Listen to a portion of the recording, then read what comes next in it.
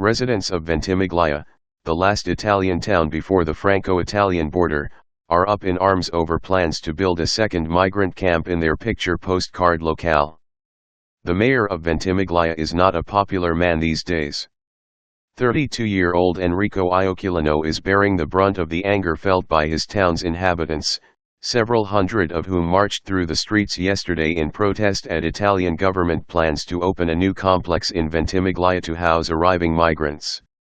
Residents of the attractive town, located a stone's throw away from the French border on Italy's Ligurian coast, are furious at plans to accommodate the continuing influx, saying that the seaside town has already become one enormous refugee camp.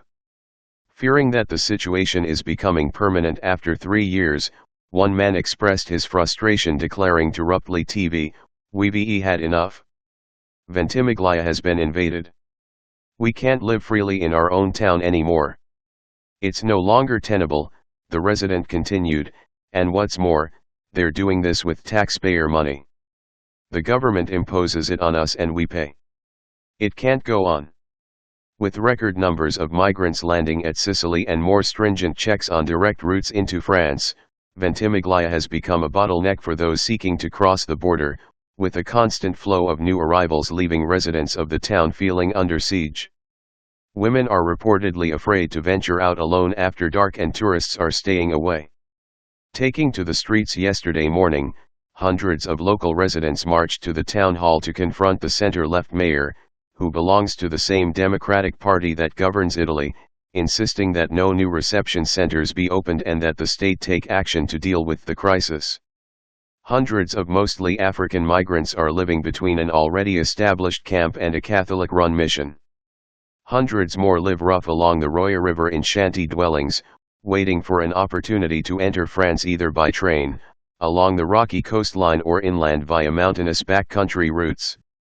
Concerns were expressed yesterday that the flow of tourists, particularly from France's Côte d'Azur, is dwindling as negative publicity depicts Ventimiglia as an Italian Calais, a reference to the northern French port town plagued by lawlessness as migrants await passage to the UK.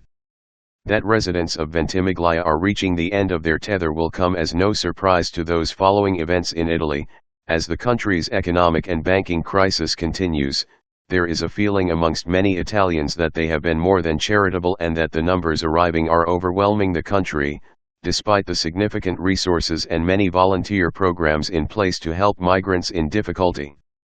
In recent months, there have been numerous attacks on reception centers and hotels housing migrants at locations across the country, ranging from arson attacks to bombings.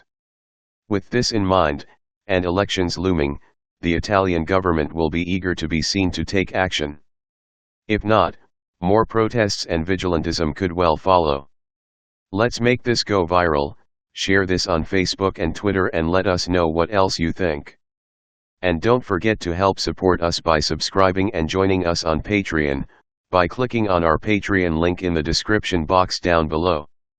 Don't forget to check out our all-new website with much more content than on this YouTube channel. If you are seeking the best in facial and clear skin regimens and products along with skin age reversal and so much more from the makers of Proactive, including an opportunity to work from home, please visit our partner, the link is in the description box below. Let the world know your thoughts on this story. The Gateway Pundit helped contribute to this report. Thanks for watching and goodbye from all of us here.